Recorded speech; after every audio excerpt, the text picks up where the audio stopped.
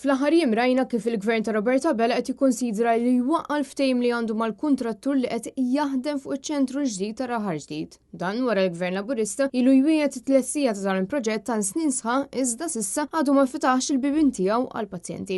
Issa ħafna qed jikkritikaw nuqqas ta' serjetà fit-tmexxija, tent li anke l-editur ta' Times of Malta dedika l-editorjal tal-ġimgħa għal din is-sitwazzjoni inkwetanti. Il-kuntrattur jidher li naqas milli jilħaq madwar 17 il-mir imposti fuqu fl-aħħar xhur. U għalkemm il-Ministru tas-Saħħa li qabel elezzjonijiet ta' Ġunju marru fis-sit sabiex jinawguraw dan il-proġett sal-ġurnata tal-lum l-ebda persuna da ma rifset mill-bieb il-ġewwa biex tingħata l-kura. Settur tas-saħħa li kompletament mhux jaħdem kif għandu jkun. Bis-saga ta' nuqqasijiet mill-Gvern f'dan is-settur qed tibqa' tippersisti. L-editur tat-Times qed jgħid li wara tal-Vitals il-poplu għandu ħafna mistoqsijiet li għadhom ma ġewx imwieġba.